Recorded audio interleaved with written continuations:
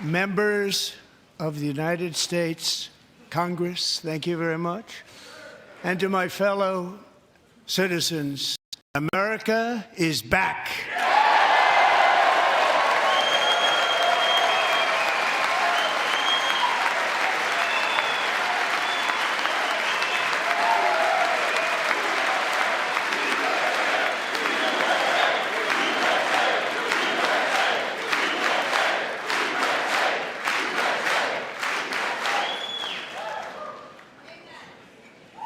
6 weeks ago, I stood beneath the dome of this Capitol and proclaimed the dawn of the golden age of America. From that moment on, it has been nothing but swift and unrelenting action to usher in the greatest and most successful era in the history of our country. We have accomplished more in 43 days than most administrations accomplished in 4 years or 8 years, and we are just getting started.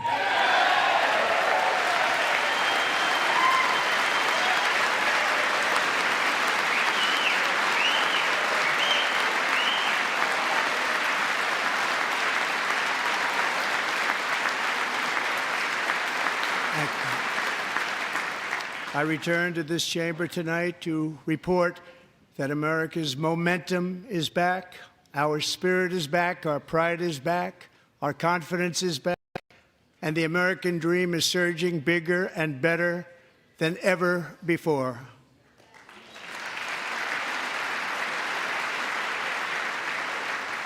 The American dream is unstoppable, and our country is on the verge of a comeback, the likes of which the world has never witnessed and perhaps will never witness again. There's never been anything like it. The presidential election of November 5th was a mandate like has not been seen in many decades. We won all 7 swing states, giving us an electoral college victory of 312 votes.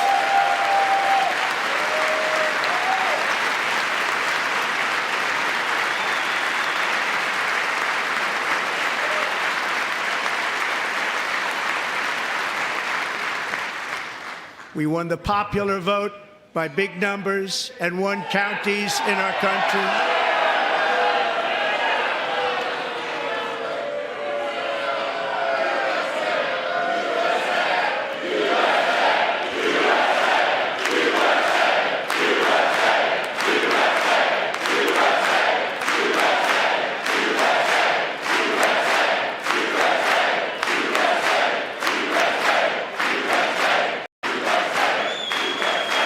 And won counties in our country, 2,700 to 525, on a map that reads almost completely red for Republican.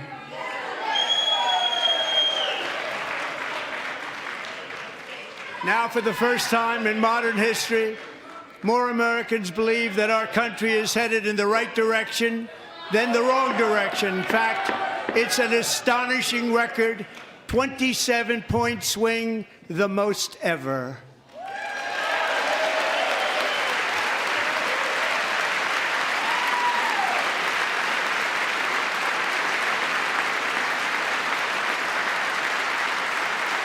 Likewise, small business optimism saw its single largest one-month gain ever recorded, a 41-point jump.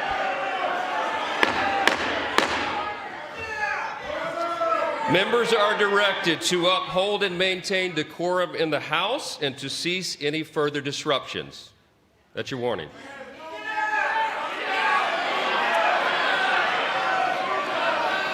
Members are engaging in willful and continuing breach of decorum, and the chair is prepared to direct the Sergeant-at-Arms to restore order to the joint session.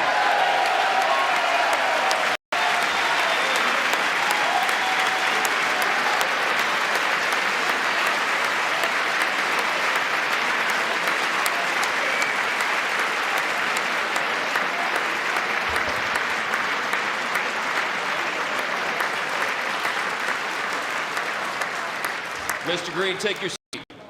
Take your seat, sir. Take your seat. Finding that members continue to engage in willful and concerted disruption of proper decorum, the chair now directs the Sergeant-at-Arms to restore order. Remove this gentleman from the chamber.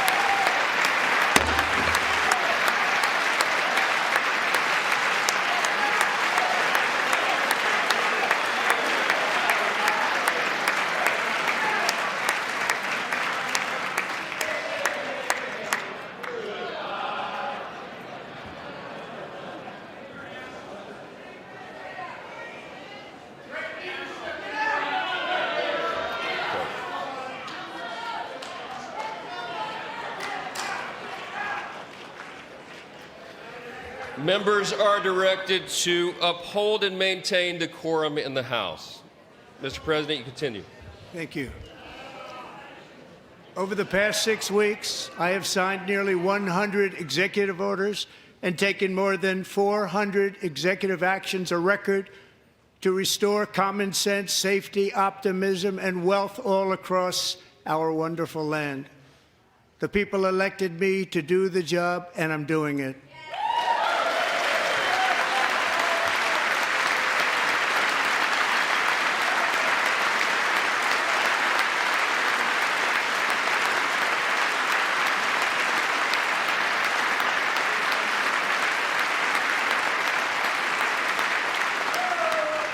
In fact, it has been stated by many that the first month of our presidency, it's our presidency, is the most successful in the history of our nation. By many.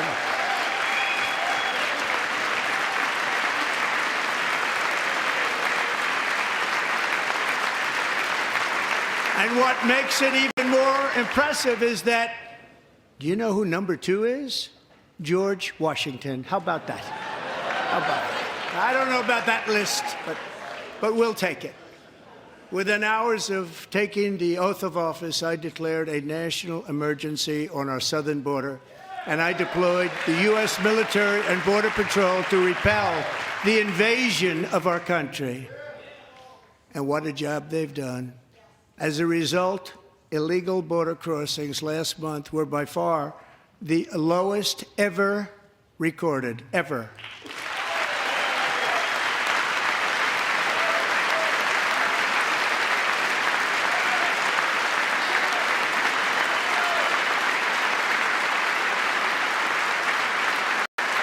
They heard my words and they chose not to come. Much easier that way.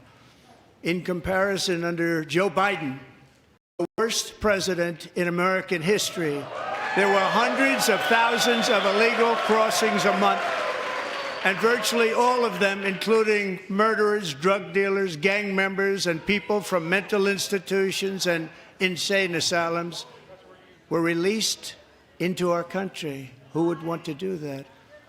This is my 5th such speech to Congress.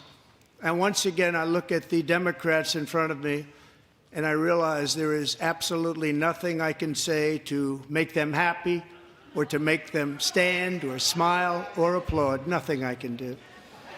I could find a cure to the most devastating disease, a disease that would wipe out entire nations, or announce the answers to the greatest economy in history, or the stoppage of crime to the lowest levels ever recorded. And these people sitting right here will not clap, will not stand, and certainly will not cheer for these astronomical achievements. They won't do it, no matter what. Five times I've been up here. It's very sad, and it just shouldn't be this way.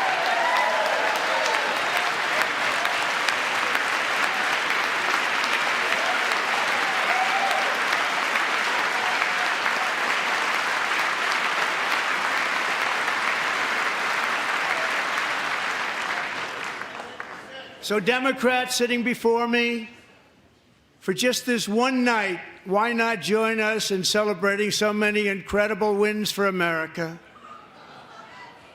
For the good of our nation, let's work together and let's truly make America great again.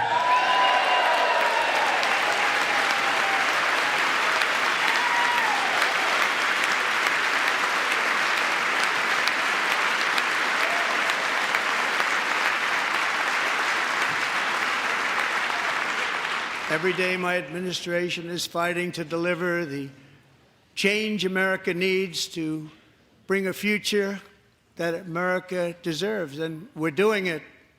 This is a time for big dreams and bold action. Upon taking office, I imposed an immediate freeze on all federal hiring, a freeze on all new federal regulations, and a freeze on all foreign aid.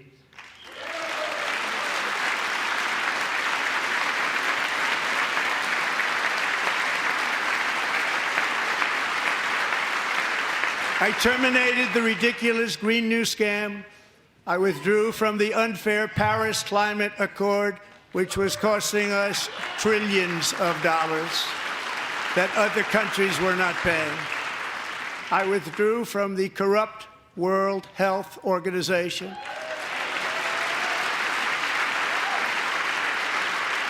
And I also withdrew from the anti-American UN Human Rights Council.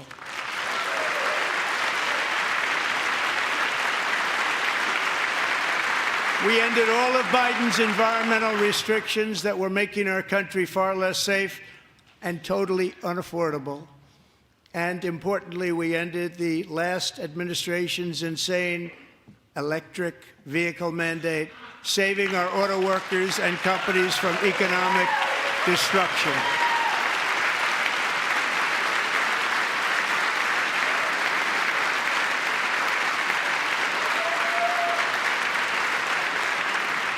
To unshackle our economy, I have directed that for every one new regulation, 10 old regulations must be eliminated, just like I did in my very successful first term.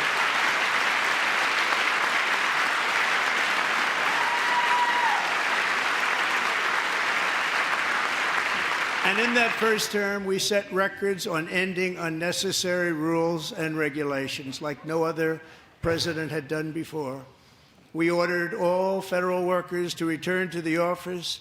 They will either show up for work in person or be removed from their job.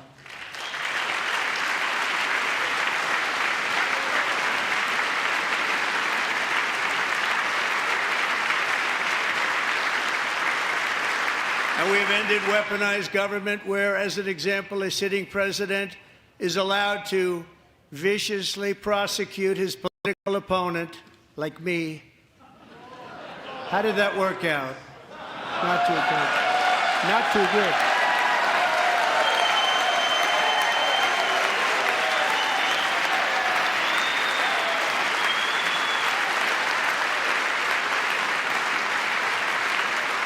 And I have stopped all government censorship and brought back free speech in America. It's back.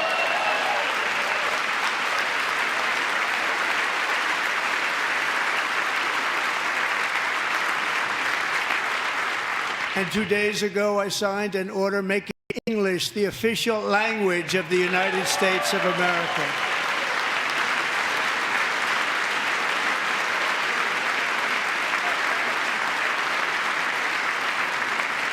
I renamed the Gulf of Mexico the Gulf of America.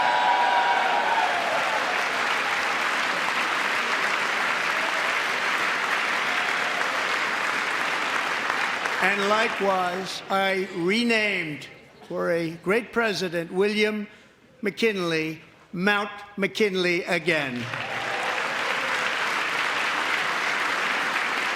Beautiful Alaska. We love Alaska. We've ended the tyranny of so-called diversity, equity, and inclusion policies all across the entire federal government and indeed the private sector and our military. And our country will be woke no longer.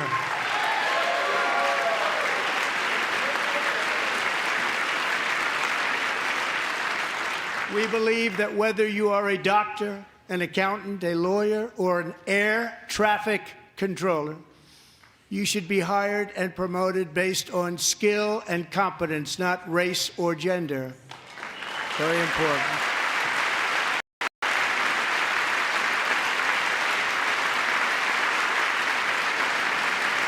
You should be hired based on merit. And the Supreme Court, in a brave and very powerful decision, has allowed us to do so. Thank you. Thank you very much. Thank you. We have removed the poison of critical race theory from our public schools, and I signed an order making it the official policy of the United States government that there are only two genders, male and female.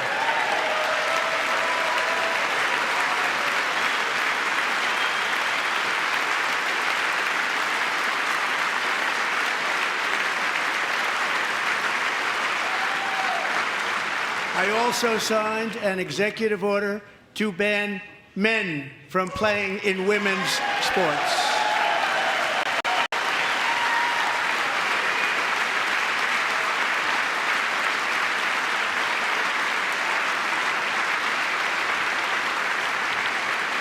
Three years ago, Peyton McNabb was an all-star high school athlete, one of the best, preparing for a future in college sports.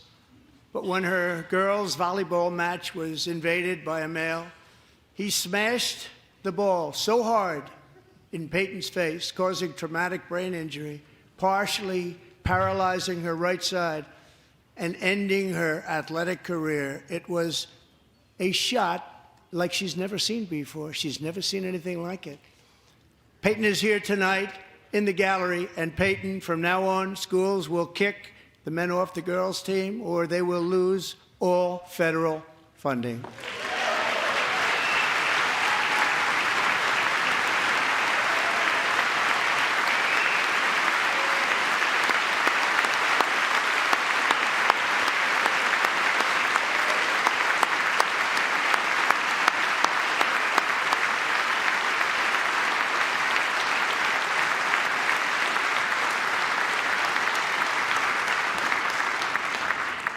And if you really want to see numbers, just take a look at what happened in the women's boxing, weightlifting, track and field, swimming, or cycling, where a male recently finished a long-distance race 5 hours and 14 minutes ahead of a woman for a new record by 5 hours. Broke the record by 5 hours. It's demeaning for women, and it's very bad for our country. We're not going to put up with it any longer.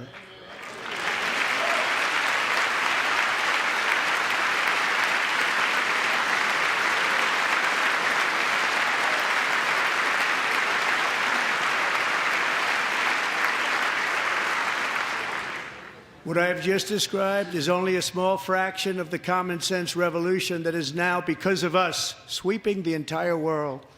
Common sense has become a common theme, and we will never go back. Never. Never going to let that happen. Among my very highest priorities is to rescue our economy and get dramatic and immediate relief to working families. As you know, we inherited from the last administration an economic catastrophe and an inflation nightmare. Their policies drove up energy prices, pushed up grocery costs, and drove the necessities of life out of reach for millions and millions of Americans. They've never had anything like it. We suffered the worst inflation in 48 years, perhaps even in the history of our country. They're not sure. As president, I'm fighting every day to reverse this damage and make America affordable again.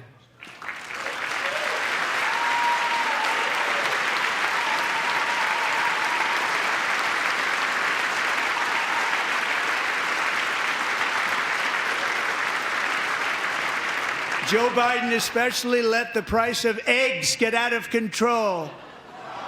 The egg price is out of control, and we're working hard to get it back down. Secretary, do a good job on that. You inherited a total mess from the previous administration. Do a good job.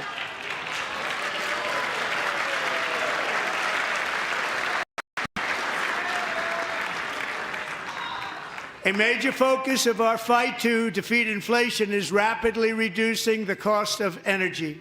The previous administration cut the number of new oil and gas leases by 95%, slowed pipeline construction to a halt, and closed more than 100 power plants. We are opening up many of those power plants right now.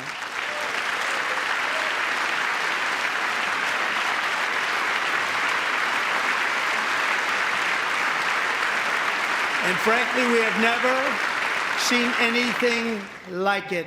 That's why on my first day in office, I declared a national energy emergency. As you've heard me say many times, we have more liquid gold under our feet than any nation on earth, and by far. And now I fully authorize the most talented team ever assembled to go and get it. It's called Drill, Baby, Drill.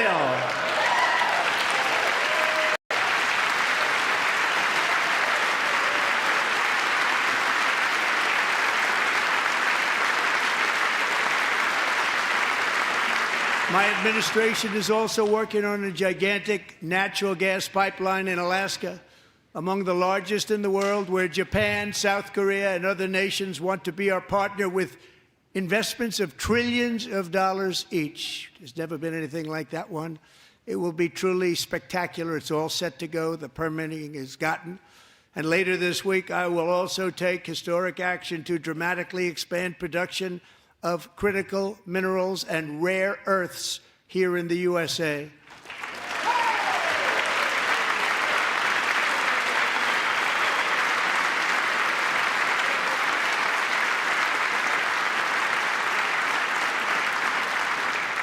To further combat inflation, we will not only be reducing the cost of energy, but will be ending the flagrant waste of taxpayer dollars.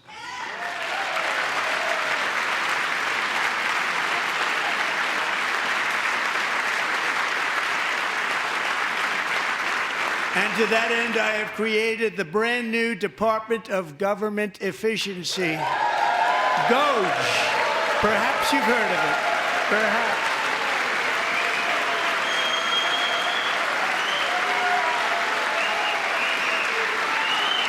Which is headed by Elon Musk, who is in the gallery tonight.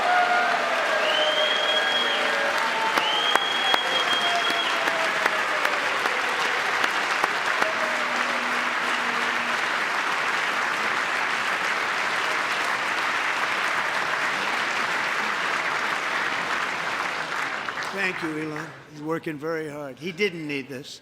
He didn't need this. Thank you very much. We appreciate it. Everybody here, even this side, appreciates it, I believe. They just don't want to admit that. Just listen to some of the appalling waste we have already identified. $22 billion from HHS to provide free housing and cars for illegal aliens. $45 million for diversity, equity, and inclusion scholarships in Burma. $40 million to improve the social and economic inclusion of sedentary migrants. Nobody knows what that is. $8 million to promote LGBTQI+ in the African nation of Lesotho, which nobody has ever heard of. $60 million for indigenous peoples and Afro-Colombian empowerment in Central America. $60 million. $8 million for making mice transgender. This is real. $32 million for a left-wing propaganda operation in Moldova. $10 million for male circumcision in Mozambique. $20 million for the Arab Sesame Street in the Middle East. It's a program. $20 million for a program. $1.9 billion to recently created Decarbonization of Homes Committee, headed up, and we know she's involved. Just at the last moment, the money was passed over by a woman named Stacey Abrams. Have you ever heard of her? A $3.5 million consulting contract for lavish fish monitoring. $1.5 million for voter confidence in Liberia. $14 million for social cohesion in Mali. $59 million for illegal alien hotel rooms in New York City. He's a real estate developer. He's done very well. $250,000 to increase vegan local climate action innovation in Zambia. $42 million for social and behavior change in Uganda. $14 million for improving public procurement in Serbia. $47 million for improving learning outcomes in Asia. Asia's doing very well with learning. We know what we're doing. We should use it ourselves. And $101 million for DEI contracts at the Department of Education. The most ever paid, nothing even like it. Under the Trump administration, all of these scams, and they're far worse, but I didn't think it was appropriate to talk about them. They're so bad. Many more have been found out and exposed and swiftly terminated by a group of very intelligent, mostly young people, headed up by Elon, and we appreciate it. We found hundreds of billions of dollars of fraud.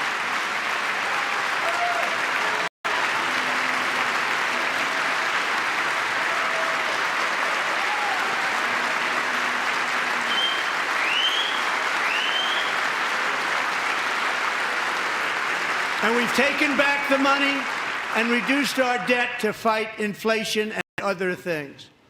Taken back a lot of that money. We got it just in time. This is just the beginning. The Government Accountability Office, a federal government office, has estimated annual fraud of over $500 billion in our nation, and we are working very hard to stop it. We're going to. We're also identifying shocking levels of incompetence and probable fraud in the Social Security program for our seniors, and that our seniors and people that we love rely on. Believe it or not, government databases list 4.7 million Social Security members from people aged 100 to 109 years old. It lists 3.6 million people from ages 110 to 119. I don't know any of them. I know some people that are rather elderly, but not quite that elderly. 3.47 million people from ages 120 to 129. 3.9 million people from ages 130 to 139. 3.5 million people from ages 140 to 149. And money is being paid to many of them, and we're searching right now. In fact, Pam, good luck. Good luck. You're going to find it.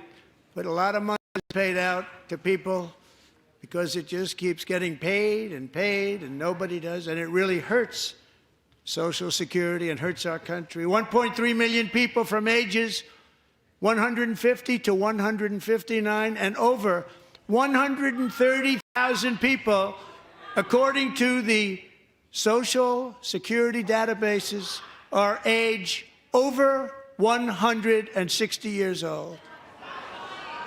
We have a healthier country than I thought, Bobby.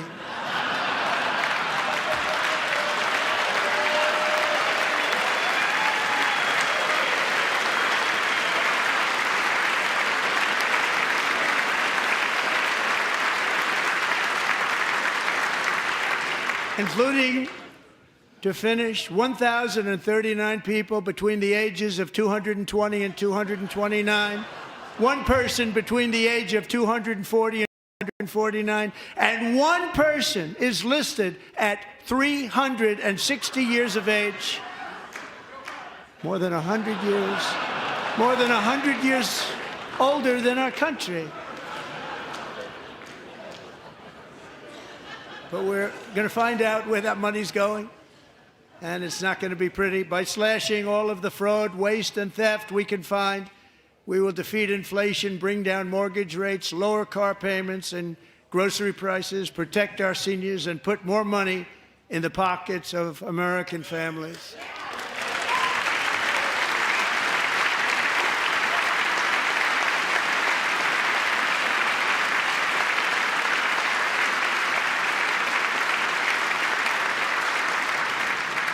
And today, interest rates took a beautiful drop, big, beautiful drop. It's about time. And in the near future, I want to do what has not been done in 24 years, balance the federal budget. We're going to balance it.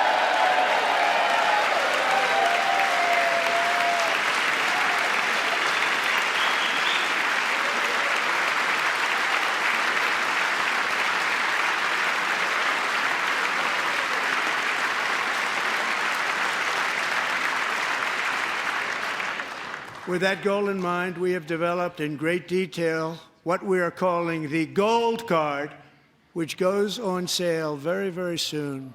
For $5 million, we will allow the most successful job-creating people from all over the world to buy a path to U.S. citizenship. It's like the green card, but better and more sophisticated. And these people will have to pay tax in our country. They won't have to pay tax from where they came. The money that they've made, you wouldn't want to do that, but they have to pay to create jobs. They'll also be taking people out of colleges and paying for them so that we can keep them in our country instead of having them being forced out. Number one, at the top school, as an example, being forced out and not being allowed to stay and create tremendous numbers of jobs, success for a company out there. So while we take out the criminals, killers, traffickers, and child predators who are allowed to enter our country under the open border policy of these people, the Democrats, the Biden administration, the open border insane policies that you've allowed to destroy our country, we will now bring in brilliant, hardworking, job-creating people. They're going to pay a lot of money, and we're going to reduce our debt with that money.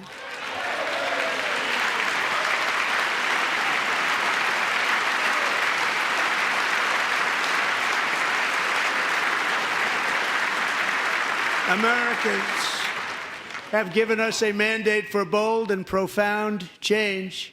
For nearly 100 years, the federal bureaucracy has grown until it has crushed our freedoms, ballooned our deficits, and held back America's potential in every possible way. The nation founded by pioneers and risk-takers now drowns under millions and millions of pages of regulations and debt. Approvals that should take 10 days to get instead take 10 years, 15 years, and even 20 years before you're rejected. Meanwhile, we have hundreds of thousands of federal workers who have not been showing up to work. My administration will reclaim power from this unaccountable bureaucracy, and we will restore true democracy to America again.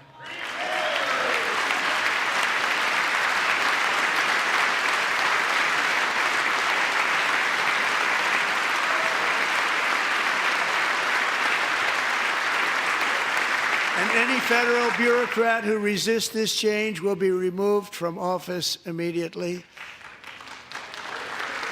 Because we are draining the swamp. It's very simple. And the days of rule by unelected bureaucrats are over.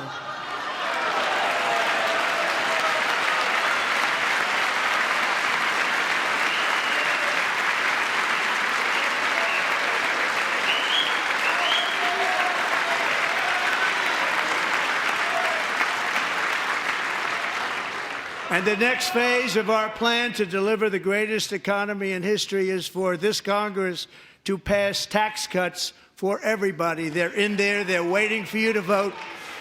And I'm sure that the people on my right, I don't mean the Republican right, but my right here, I'm sure you're going to vote for those tax cuts, because otherwise I don't believe the people will ever vote you into office. So I'm doing you a big favor by telling you that. But I know this group is going to be voting for the tax cuts.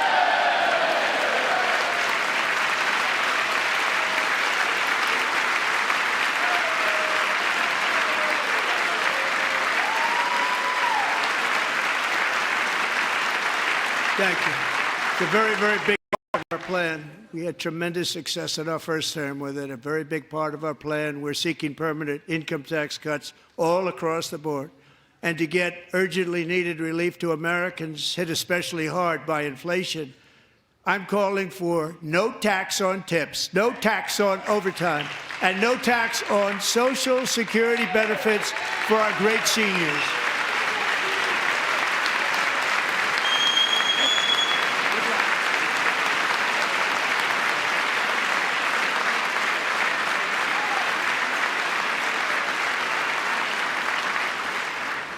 And I also want to make interest payments on car loans tax deductible, but only if the car is made in America.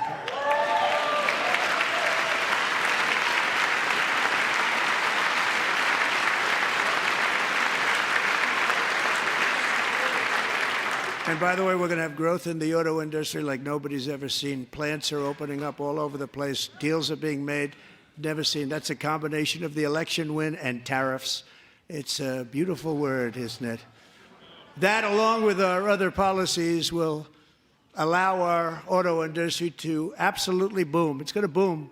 Spoke to the majors today, all three, the top people, and they're so excited. In fact, already numerous car companies have announced that they will be building massive automobile plants in America, with Honda just announcing a new plant in Indiana, one of the largest anywhere in the world.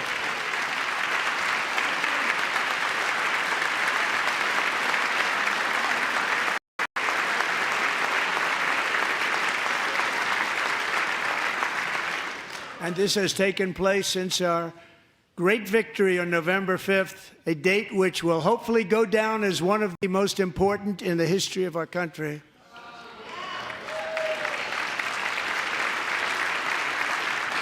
In addition, as part of our tax cuts, we want to cut taxes on domestic production and all manufacturing. And just as we did before, we will provide 100% expensing. It will be retroactive to January 20th, 2025. And it was one of the main reasons why our tax cuts were so successful in our first term, giving us the most successful economy in the history of our country. First term. We had a great first term.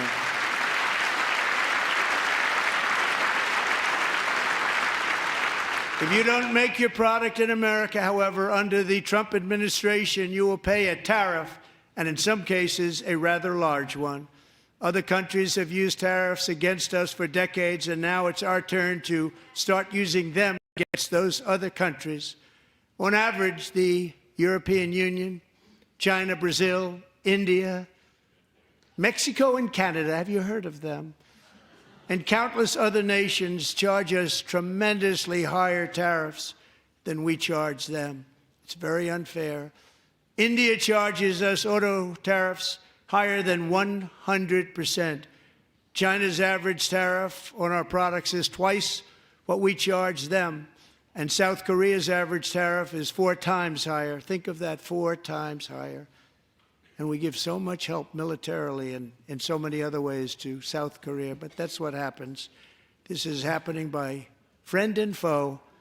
This system is not fair to the United States and never was, and so on April 2nd, I wanted to make it April 1st, but I didn't want to be accused of April Fool's Day. That's not, just one day was cost us a lot of money. But we're going to do it in April. I'm a very superstitious person. April 2nd, reciprocal tariffs kick in. And whatever they tariff us, other countries, we will tariff them. That's reciprocal, back and forth. Whatever they tax us, we will tax them. if they do non-monetary tariffs to keep us out of their market, then we will do non-monetary barriers to keep them out of our market. There's a lot of that, too. They don't even allow us in their market. We will take in trillions and trillions of dollars and create jobs like we have never seen before. I did it with China, and I did it with others, and the Biden administration couldn't do anything about it because there was so much money they couldn't do anything about it. We have been ripped off for decades by nearly every country on earth, and we will not let that happen any longer.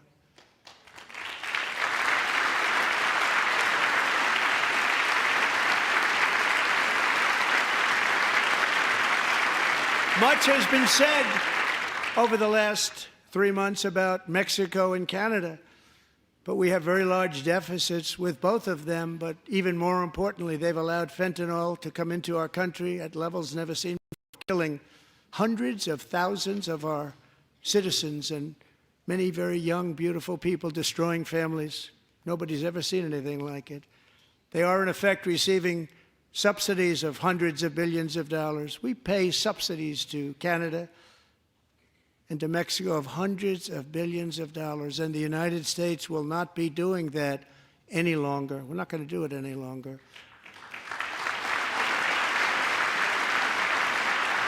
Thanks to our America First policies we're putting into place, we have had $1.7 trillion of new investment in America in just the past few weeks.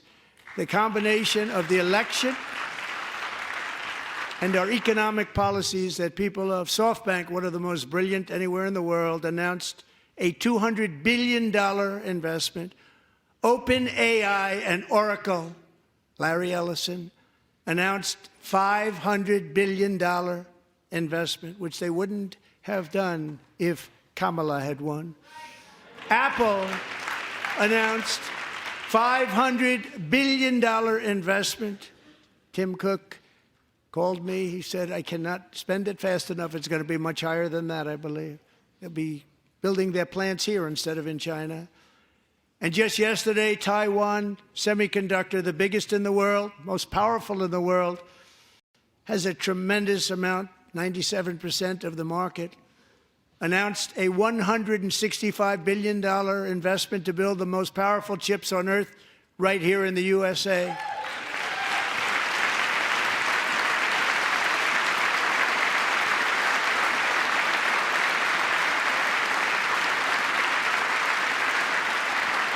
And we're not giving them any money. Your CHIPS Act is a horrible, horrible thing. We give hundreds of billions of dollars, and it doesn't mean a thing. They take our money and they don't spend it. All that meant to them, we're giving them no money. All that was important to them was they didn't want to pay the tariffs, so they came and they're building, and many other companies are coming. We don't have to give them money. We just want to protect our businesses and our people, and they will come because they won't have to pay tariffs if they build in America. So it's very amazing. You should get rid of the CHIP Act, and whatever's left over, Mr. Speaker, you should use it to reduce debt or any other reason you want to.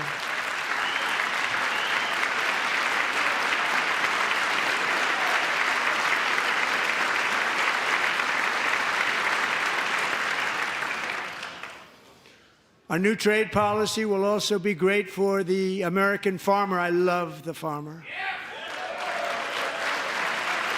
who will now be selling into our home market, the USA, because nobody is going to be able to compete with you. Because there's goods that come in from other countries and companies, they're really in a bad position in so many different ways. They're uninspected. They may be very dirty and disgusting, and they come in and they pour in, and they hurt our American farmers. The tariffs will go on agricultural product coming into America, and our farmers, starting on April 2nd, it may be a little bit of an adjustment period. We had that before when I made the deal with China, $50 billion of purchases, and I said, just bear with me, and they did. They did. Probably have to bear with me again, and this will be even better. That was great. The problem with it was that Biden didn't enforce it. He didn't enforce it. $50 billion of purchases, and we were doing great, but Biden did not enforce it, and it hurt our farmers. But our farmers are going to have a field day right now. So to our farmers, have a lot of fun. I love you too. I love you too. It's all going to happen.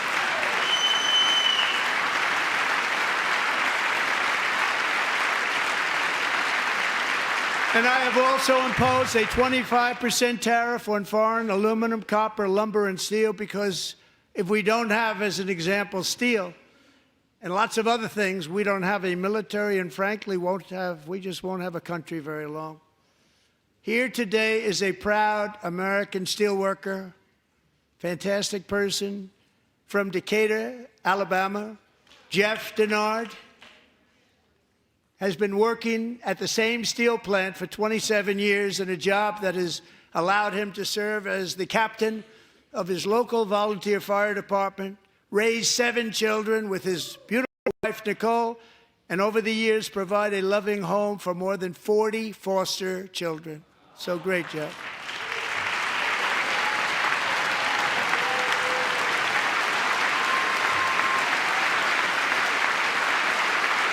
Thank you, Jeff. Thank you, Jeff.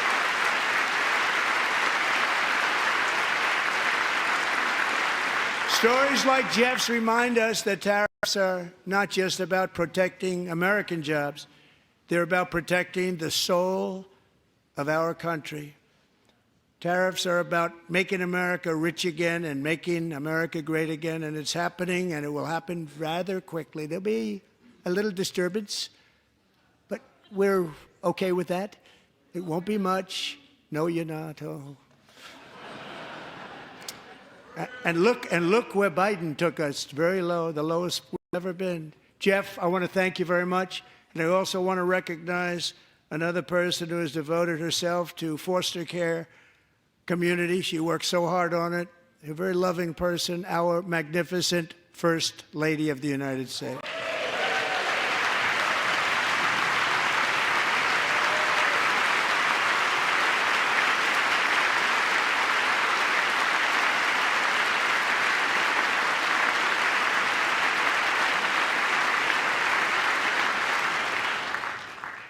Melania's work has yielded incredible results, helping prepare our nation's future leaders as they enter the workforce. Our First Lady is joined by 2 impressive young women, very impressive. Haley Ferguson, who benefited from the First Lady's Fostering the Future initiative and is poised to complete her education and become a teacher. And Elliston Berry, who became a victim of an illicit deepfake image produced by a peer. With Elliston's help, the Senate just passed the Take It Down Act, and this is so important. Thank you very much, John. John Thune, thank you. Stand up, John. Thank you, John.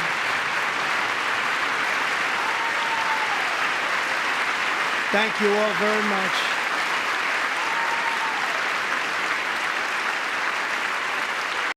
Thank you. And thank you to John Thune and the Senate. Great job. To criminalize the publication of such images online is a terrible, terrible thing. And once it passes the House, I look forward to signing that bill into law. Thank you. And I'm going to use that bill for myself, too, if you don't mind. Because nobody gets treated worse than I do online. Nobody. That's great. Thank you very much to the Senate. Thank you. But if we truly care about protecting Americans' children, no step is more crucial than securing America's borders.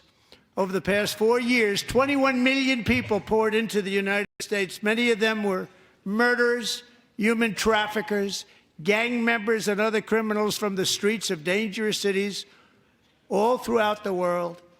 Because of Joe Biden's insane and very dangerous open border policies, they are now strongly embedded in our country, but we are getting them out and getting them out fast.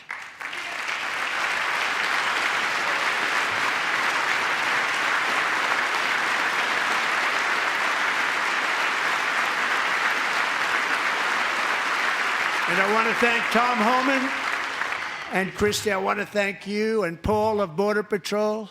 I want to thank you. What a job they've all done. Everybody, Border Patrol, ICE, law enforcement in general is incredible. We have to take care of our law enforcement.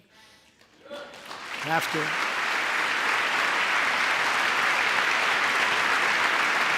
Last year, a brilliant 22-year-old nursing student named Laken Riley, the best in her class, admired by everybody, went out for a jog on the campus of the University of Georgia. That morning, Laken was viciously attacked, assaulted, beaten, brutalized, and horrifically murdered.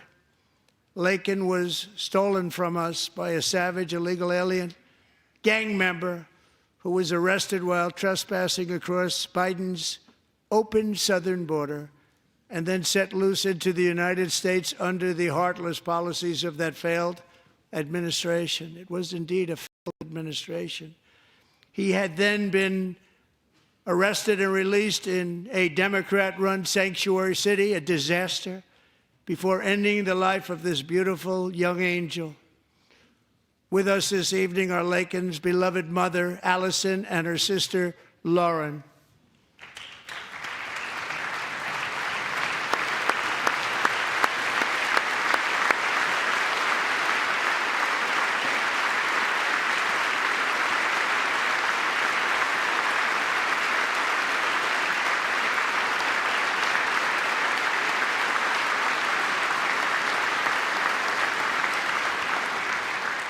Last year, I told Laken's grieving parents that we would ensure their daughter would not have died in vain.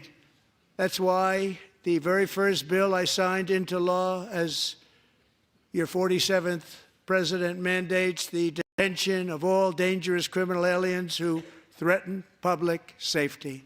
It's a very strong, powerful act.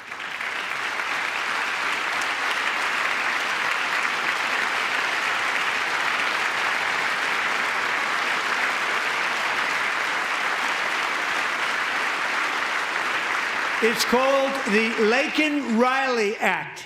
So Allison and Lauren, America will never, ever forget our beautiful Laken Hope Riley.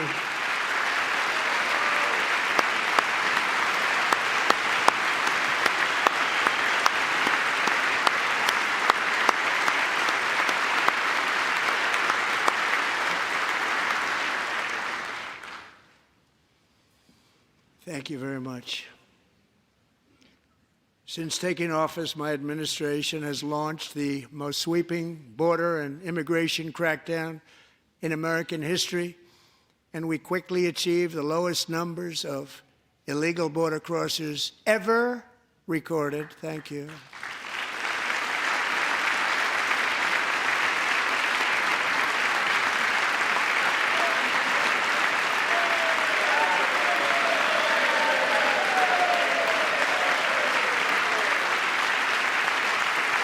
The media and our friends in the Democrat Party kept saying we needed new legislation, we must have legislation to secure the border.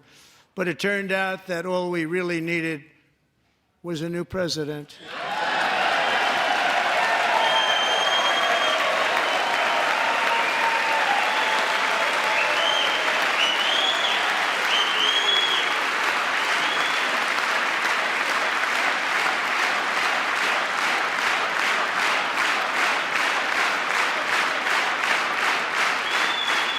Thank you. Joe Biden didn't just open our borders, he flew illegal aliens over them to overwhelm our schools, hospitals, and communities throughout the country. Entire towns like Aurora, Colorado, and Springfield, Ohio, buckled under the weight of the migrant occupation and corruption like nobody's ever seen before. Beautiful towns destroyed. Now, just as I promised in my inaugural address, we are achieving the great liberation of America.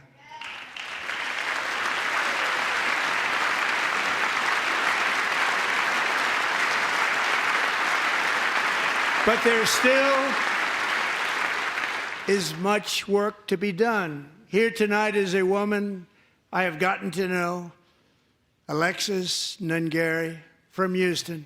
Wonderful woman. Last June, Alexis's 12-year-old daughter, her precious Jocelyn, walked to a nearby convenience store.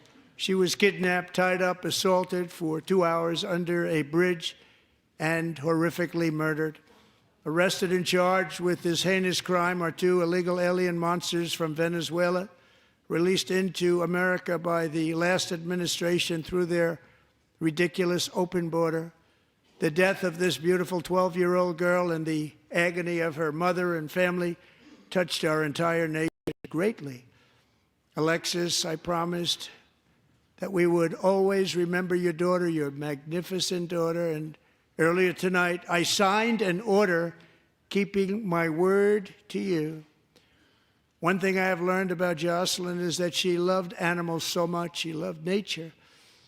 Across Galveston Bay, from where Jocelyn lived in Houston, you will find a magnificent national wildlife refuge, a pristine, peaceful, 34,000-acre sanctuary for all of God's creatures on the edge of the Gulf of America. Alexis, moments ago, I formally renamed that refuge in loving memory of your beautiful daughter, Jocelyn. So, Mr. Vice President, if you would, may I have the order?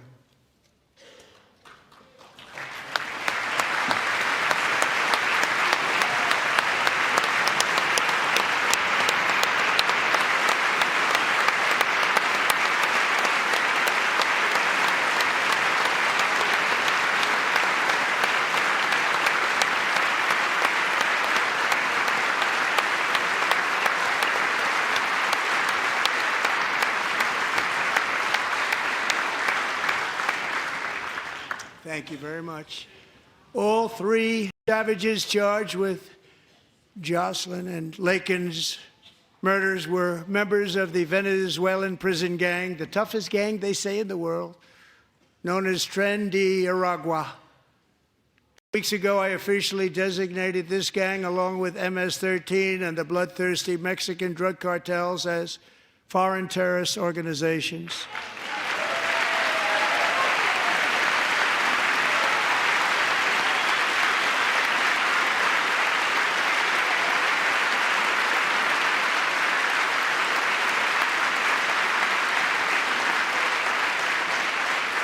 They are now officially in the same category as ISIS, and that's not good for them.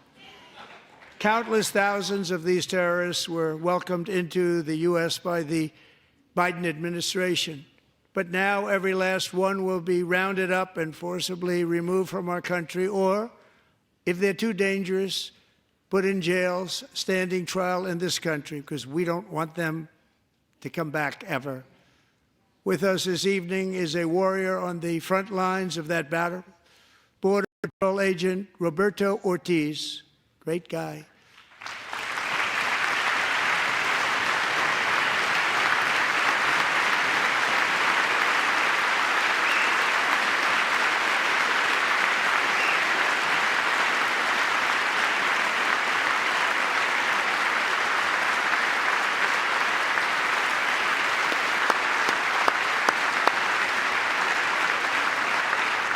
In January, Roberto and another agent were patrolling by the Rio Grande near an area known as Cartel Island. Doesn't sound too nice to me. When heavily armed gunmen started shooting at them, Roberto saw that his partner was totally exposed, at great danger, and he leapt into action, returning fire and providing crucial seconds for his fellow agent to seek safety, just barely. I have some of the prints of that event, and it was not good. Agent Ortiz, we salute you for your great courage and for your line of fire that you took, and for the bravery that you showed. We honor you, and we will always honor you. Thank you, Roberto, very much.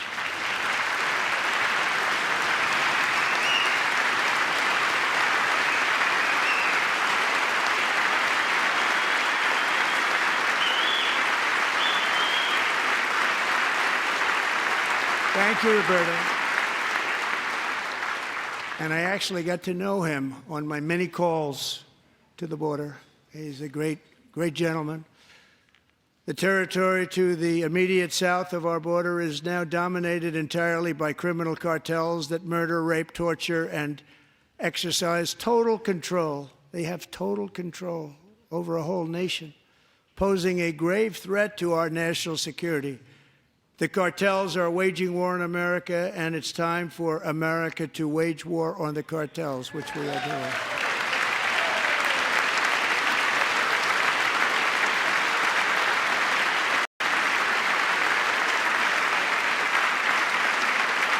Five nights ago, Mexican authorities, because of our tariff policies being imposed on them, think of this, handed over to us 29 of the biggest cartel leaders in their country. That has never happened before. They want to make us happy. First time ever. But we need Mexico and Canada to do much more than they've done, and they have to stop the fentanyl and drugs pouring into the USA. They're going to stop it. I have sent Congress a detailed funding request laying out exactly how we will eliminate these threats to protect our homeland and complete the largest deportation operation in American history, larger even than current record holder President Dwight D. Eisenhower, a moderate man, but someone who believed very strongly in borders. Americans expect Congress to send me this funding without delay so I can sign it into law. So, Mr. Speaker, John Thune, both of you, I hope you're going to be able to do that, Mr. Speaker. Thank you. Mr. Leader, thank you. Thank you very much. And let's get it to me. I'll sign it so fast, you won't even believe it.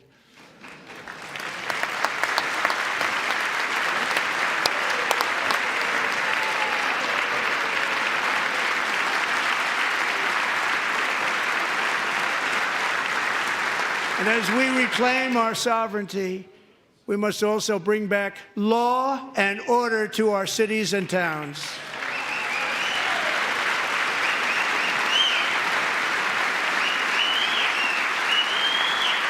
In recent years, our justice system has been turned upside down by radical left lunatics. Many jurisdictions virtually ceased enforcing the law against dangerous repeat offenders while weaponizing law enforcement against political opponents like me. My administration has acted swiftly and decisively to restore fair, equal, and impartial justice under the constitutional rule of law, starting at the FBI and the DOJ. Pam, good luck. Cash, wherever you may be, good luck. Good luck. Pam Bondi. Good luck. So important. Going to do a great job. Cash, thank you. Thank you, Cash.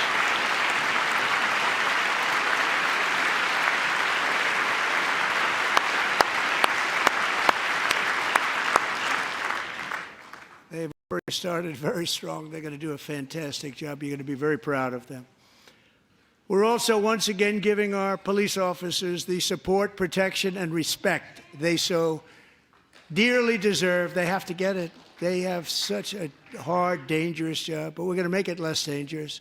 The problem is the bad guys don't respect the law, but they're starting to respect it, and they soon will respect it. This also includes our great fire departments throughout the country. Our firemen and women are unbelievable people, and we'll never forget them. And besides that, they voted for me in record numbers, so I have no choice.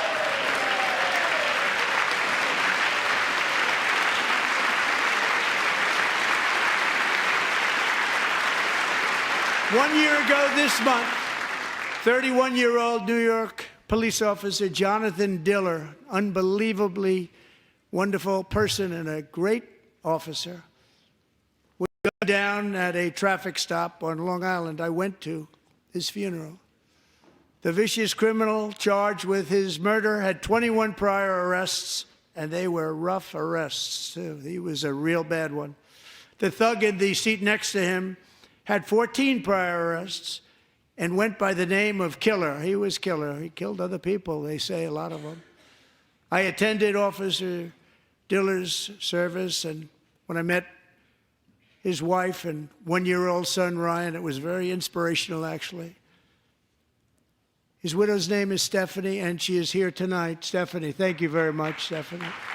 Thank you very much.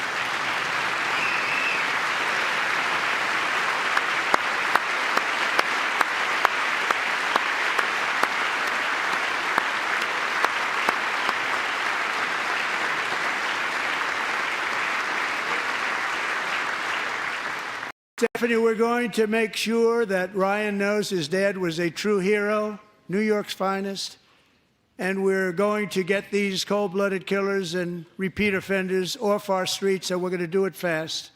Got to stop it. They get out with 28 arrests. They push people into subway trains. They hit people over the head, back of the head with baseball bats. We got to get them out of here. I've already signed an executive order requiring a mandatory death penalty for anyone who murders a police officer, and tonight I'm asking Congress to pass that policy into permanent law.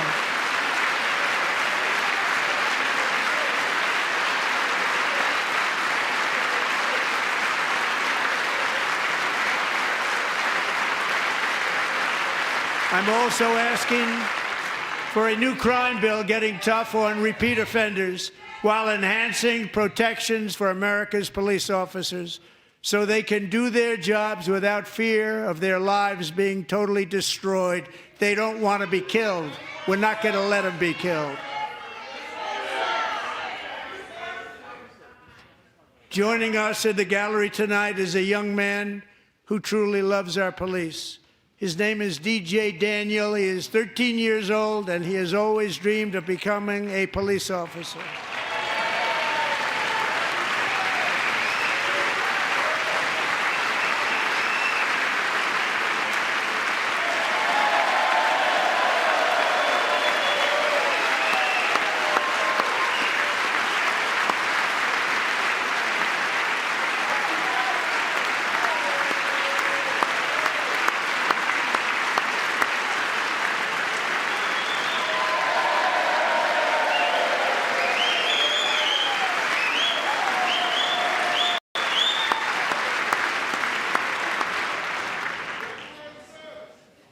But in 2018, DJ was diagnosed with brain cancer.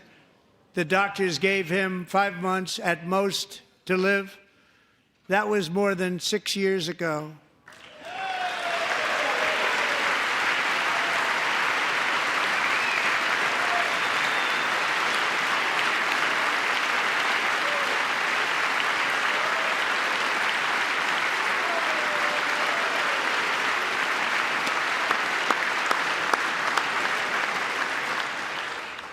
Since that time, DJ and his dad have been on a quest to make his dream come true, and DJ has been sworn in as an honorary law enforcement officer, actually a number of times. The police love him, the police departments love him. And tonight, DJ, we're going to do you the biggest honor of them all. I am asking our new Secret Service Director, Sean Curran, to officially make you an agent of the United States Secret Service.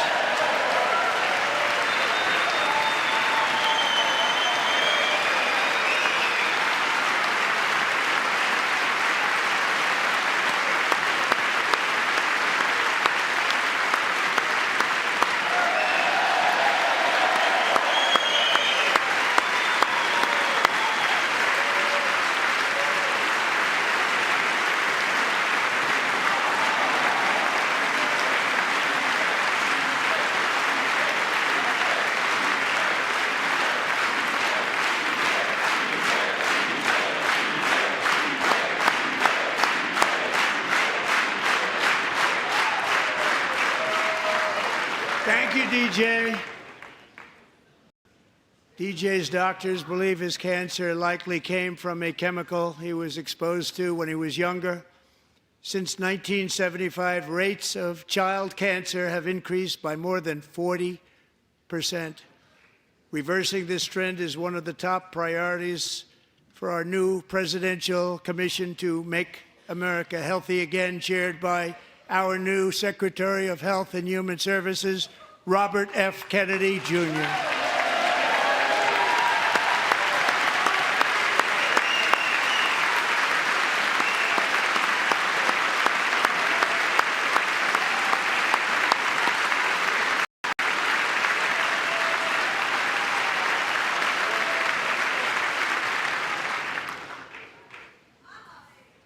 With the name Kennedy, you would have thought everybody over here would have been cheering. How quickly they forget. Our goal is to get toxins out of our environment, poisons out of our food supply, and keep our children healthy and strong. As an example, not long ago, and you can't even believe these numbers, 1 in 10,000 children had autism, 1 in 10,000. And now it's 1 in 36. There's something wrong, 1 in 36. Think of that. So we're going to find out what it is, and there's nobody better than Bobby and all of the people that are working with you. You have the best to figure out what is going on. Okay, Bobby, good luck. It's a very important job. Thank you.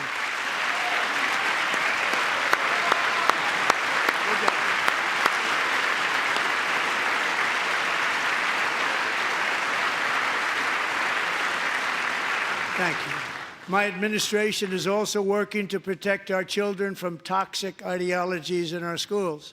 A few years ago, January Littlejohn and her husband discovered that their daughter's school had secretly socially transitioned their 13-year-old little girl. Teachers and administrators conspired to deceive January and her husband while encouraging her daughter to use a new name and pronouns.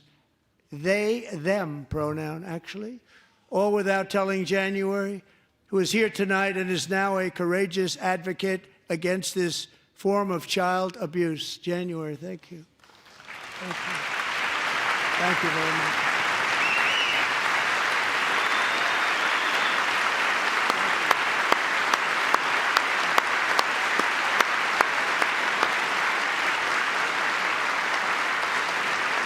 Thank you. Stories like this are why, shortly after taking office, I signed an executive order banning public schools from indoctrinating our children with transgender ideology.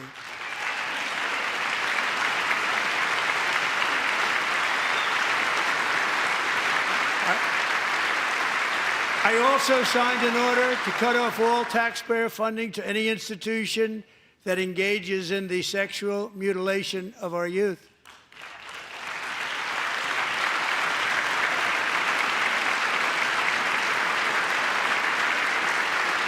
I want Congress to pass a bill permanently banning and criminalizing sex changes on children and forever ending the lie that any child is trapped in the wrong body.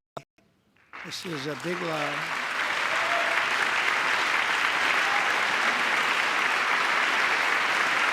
And our message to every child in America is that you are perfect exactly the way God made you.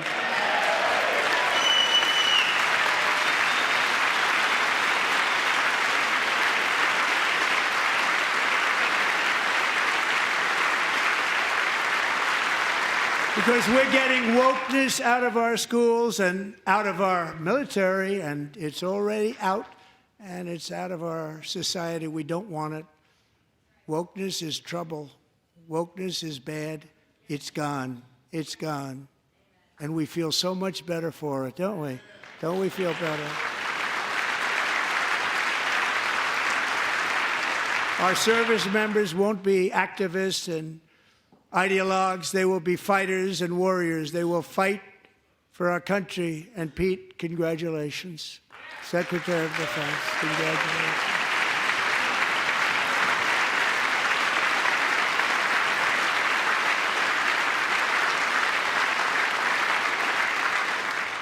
And he's not into the woke movement, I can tell you.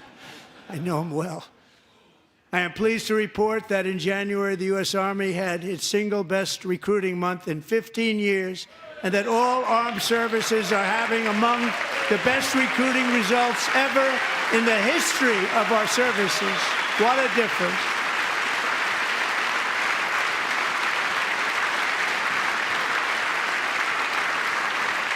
And you know, it was just a few months ago where the results were exactly the opposite. We couldn't recruit anywhere. We couldn't recruit. Now we're having the best results just about that we've ever had. What a tremendous turnaround. It's really a beautiful thing to see. People love our country again. It's very simple. They love our country, and they love being in our military again. So it's a great thing, and thank you very much. Great job. Thank you.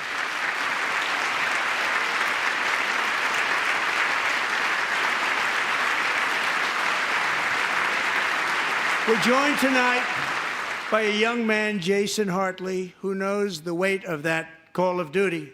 Jason's father, grandfather, and great-grandfather all wore the uniform. Jason tragically lost his dad, who was also a Los Angeles County Sheriff's deputy when he was just a boy, and now he wants to carry on the family legacy of service.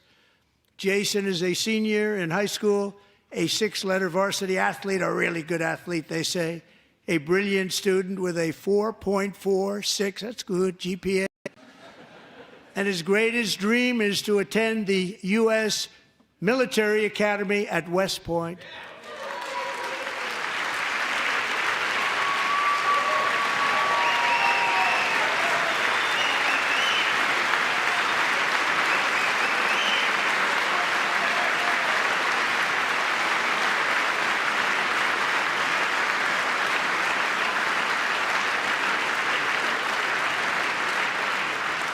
And Jason, that's a very big deal getting in. That's a hard one to get into. But I'm pleased to inform you that your application has been accepted. You will soon be joining the Corps of Cadets.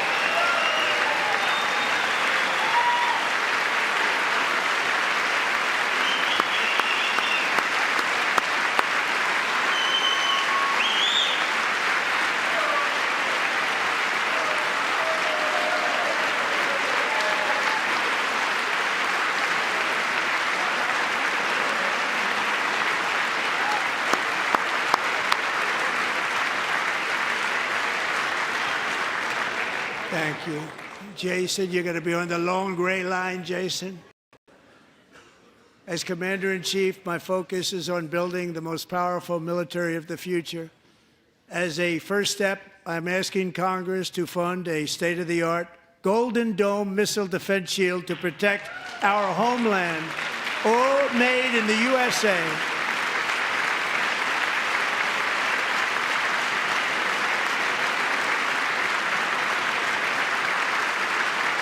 And Ronald Reagan tried to do it long ago, but the technology just wasn't there, not even close. But now we have the technology. It's incredible, actually. And other places, they have it. Israel has it. Other places have it. And the United States should have it too, right, Tim, right? They should have it too. So I want to thank you. But it's a very, very important. This is a very dangerous world. We should have it. We want to be protected, and we're going to protect our citizens like never before.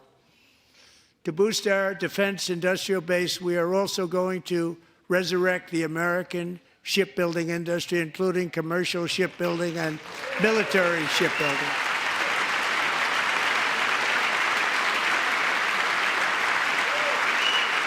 And for that purpose, I am announcing tonight that we will create a new Office of Shipbuilding in the White House and offer special tax incentives to bring this industry home to America, where it belongs. To make so many ships. We don't make them anymore very much, but we're going to make them very fast, very soon. It will have a huge impact. To further enhance our national security, my administration will be reclaiming the Panama Canal, and we've already started doing it.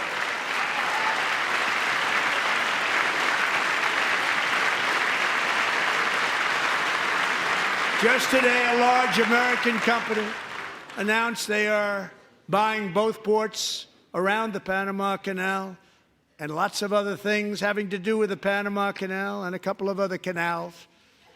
The Panama Canal was built by Americans for Americans, not for others, but others could use it. But it was built at tremendous cost of American blood and treasure. 38,000 workers died building the Panama Canal. They died of malaria. They died of snake bites and mosquitoes. Not a nice place to work. They paid them very highly to go there, knowing there was a 25% chance that they would die.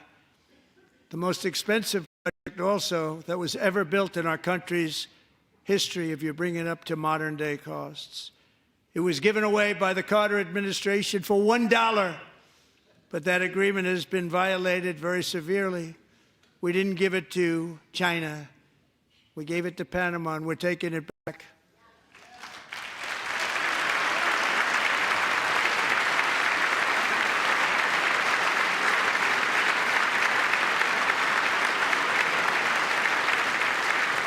And we have Marco Rubio in charge. Good luck, Marco.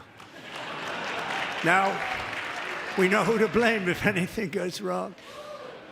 Now, Marco's been amazing, and he's going to do a great job. Think of it. He got 100 votes. You know, he was approved with actually 99, but the 100th was this gentleman, and I feel very certain. So let's assume he got 100 votes. I'm either very, very happy about that or I'm very concerned about it. But he's already proven. I mean, he's a great gentleman. He's respected by everybody, and we appreciate you voting for Marco. He's going to do a fantastic job. Thank you. Thank you. He's doing a great job. Great job. And I also have a message tonight for the incredible people of Greenland. We strongly support your right to determine your own future. And if you choose, we welcome you into the United States of America. We need Greenland for national security and even international security, and we're working with everybody involved to try and get it. But we need it really for international world security, and I think we're going to get it. One way or the other, we're going to get it. We will keep you safe. We will make you rich, and together we will take Greenland to heights like you have never thought possible before. It's a very small population, but very, very large piece of land and very, very important for military security. America is once again standing strong against the forces of radical Islamic terrorism.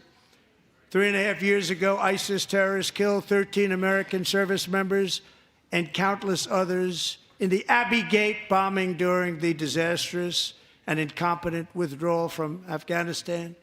Not that they were withdrawing, it was the way they withdrew. Perhaps the most embarrassing moment in the history of our country.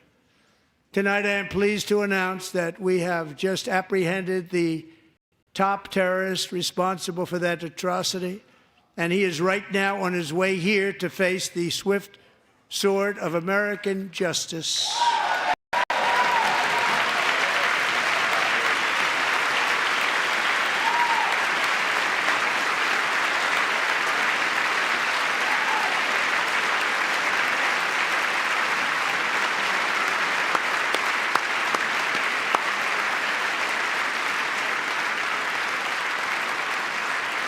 And I want to thank especially the government of Pakistan for helping arrest this monster.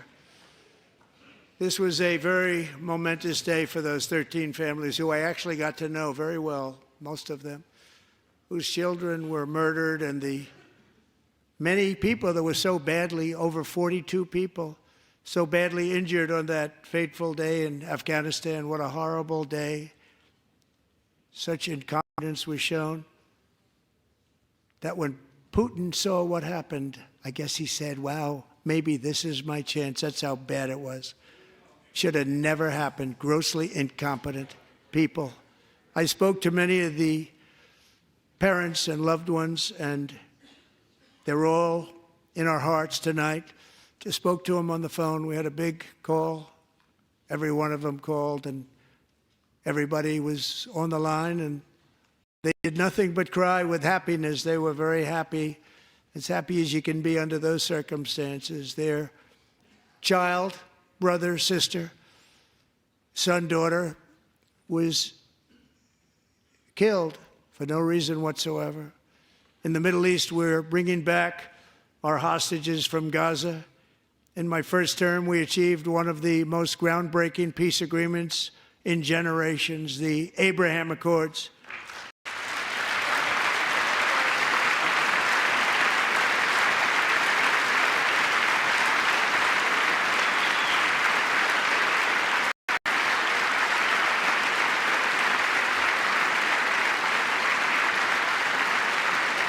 And now we're going to build on that foundation to create a more peaceful and prosperous future for the entire region. A lot of things are happening in the Middle East. People haven't been talking about that so much lately with everything going on with Ukraine and Russia.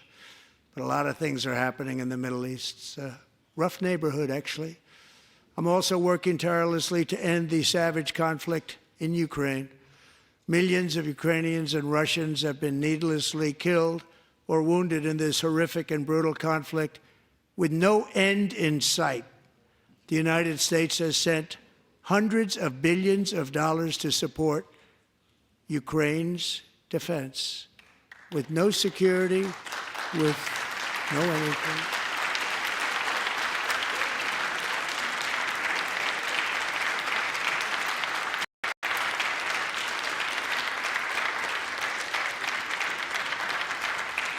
Do you want to keep it going for another 5 years? Yeah, you would say Pocahontas says yes.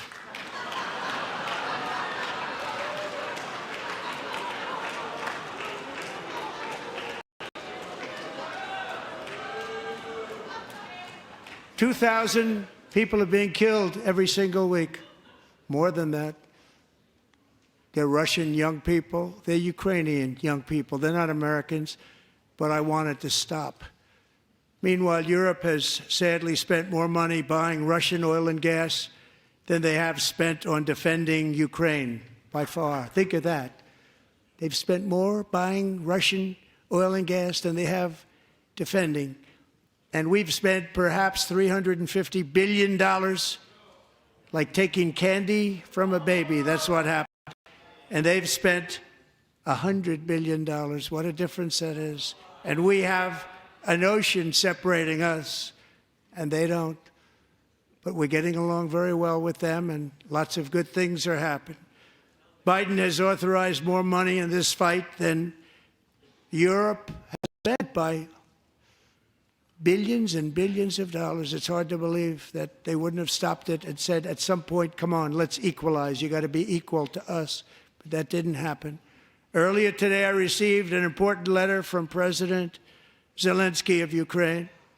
The letter reads, "Ukraine is ready to come to the negotiating table as soon as possible to bring lasting peace closer. Nobody wants peace more than the Ukrainians," he said. "My team and I stand ready to work under President Trump's strong leadership to get a peace that lasts. We do really value how much America has done to help Ukraine maintain its sovereignty and independence. Regarding the agreement on minerals and security, Ukraine is ready to sign it at any time that is convenient for you." I appreciate that he sent this letter, just got it a little while ago. Simultaneously, we've had serious discussions with Russia and have received strong signals that they are ready for peace. Wouldn't that be beautiful? Wouldn't that be beautiful?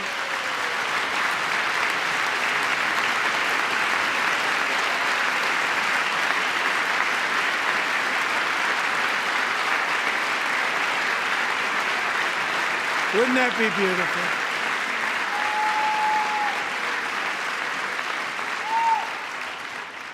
It's time to stop this madness. It's time to halt the killing. It's time to end this senseless war. If you want to end wars, you have to talk to both sides. Nearly 4 years ago, amid rising tensions, a history teacher named Mark Fogel was detained in Russia and sentenced to 14 years in a penal colony. Rough stuff. The previous administration barely lifted a finger to help him. They knew he was innocent, but they had no idea where to begin. But last summer, I promised his 95-year-old mother Malfine, that we would bring her boy safely back home. After 22 days in office, I did just that, and they are here tonight.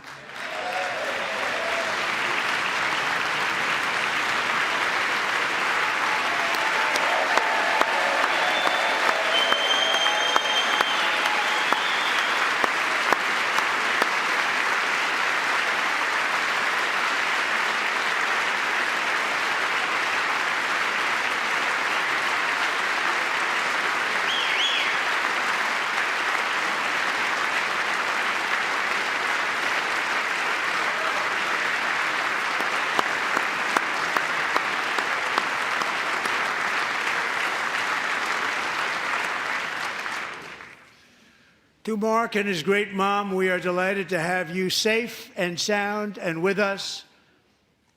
As fate would have it, Mark Fogel was born in a small rural town in Butler, Pennsylvania. Have you heard of it? Where his mother has lived for the past 78 years. I just happened to go there last July 13th for a rally. That was not pleasant. And that is where I met his beautiful mom right before I walked onto that stage. And I told her I would not forget what she said about her son. And I never did I? Never forgot. Less than 10 minutes later, at that same rally, gunfire rang out, and a sick and deranged assassin unloaded 8 bullets from his sniper's perch into a crowd of many thousands of people. My life was saved by a fraction of an inch, but some were not so lucky. Corey Comparator was a firefighter, a veteran, a Christian, a husband, a devoted father, and above all, a protector. When the sound of gunshots pierced the air, it was a horrible sound. Corey knew instantly what it was and what to do. He threw himself on top of his wife and daughters and shielded them from the bullets with his own body. Corey was hit really hard. You know the story from there. He sacrificed his life to save theirs. 2 others, very fine people, were also seriously hit. But thankfully, with the help of 2 great country doctors, we thought they were gone and they were saved. So those doctors had great talent. We're joined by Corey's wife, Helen, who was his high school sweetheart, and their 2 beloved daughters, Allison and Kaylee. Thank you.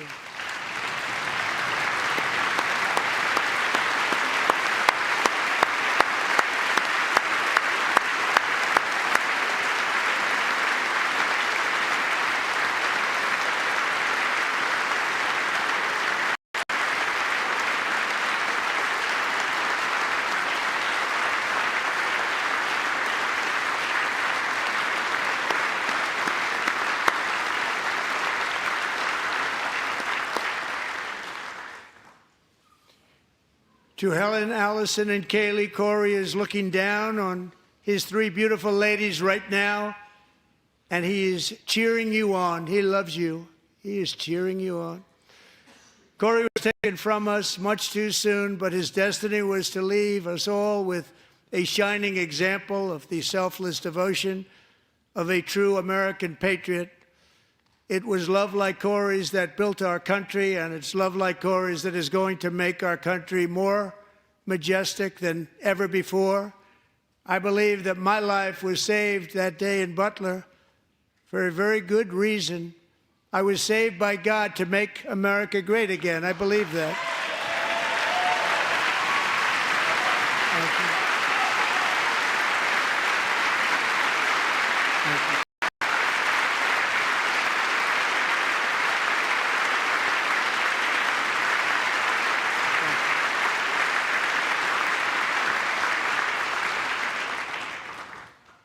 Thank you very much. From the patriots of Lexington and Concord to the heroes of Gettysburg and Normandy, from the warriors who crossed the Delaware to the trailblazers who climbed the Rockies, and from the legends who soared at Kitty Hawk to the astronauts who touched the moon.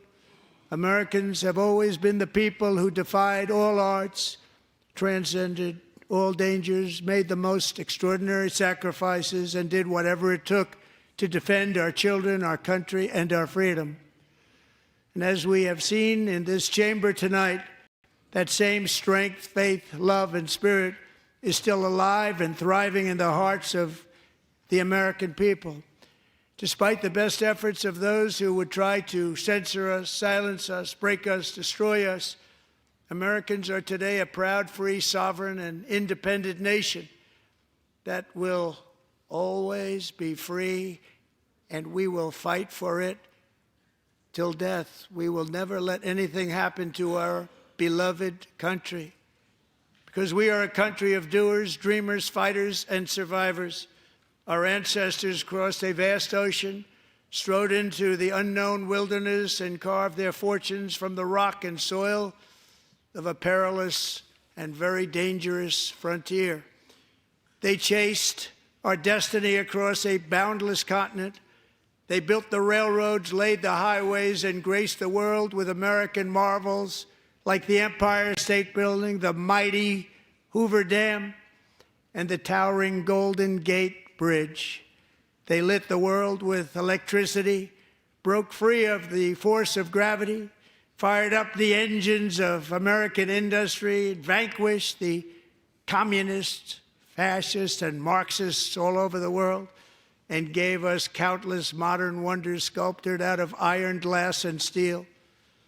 We stand on the shoulders of these pioneers who won and built the modern age, these workers who poured their sweat into the skylines of our cities, these warriors who shed their blood on fields of battle and gave everything they had for our rights and for our freedom.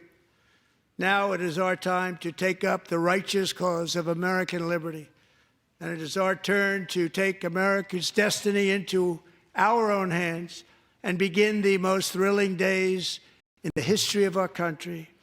This will be our greatest era. With God's help, over the next 4 years, we are going to lead this nation even higher, and we are going to forge the freest, most advanced, most dynamic, and most dominant civilization ever to exist on the face of this earth. We are going to create the highest quality of life, build the safest and wealthiest and healthiest and most vital communities anywhere in the world. We are going to conquer the vast frontiers of science, and we are going to lead humanity into space and plant the American flag on the planet Mars and even far beyond.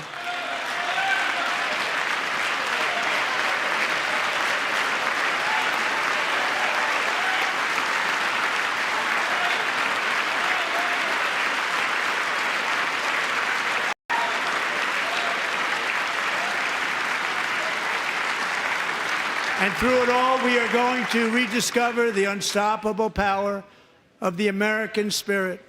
And we are going to renew unlimited promise of the American dream. Every single day, we will stand up and we will fight, fight, fight for the country our citizens believe in and for the country our people deserve.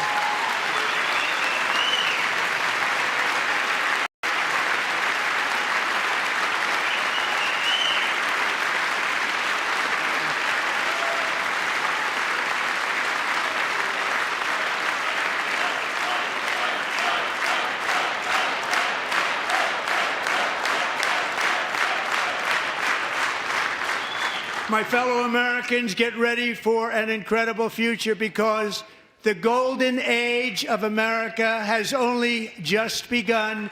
It will be like nothing that has ever been seen before. Thank you, God bless you, and God bless America.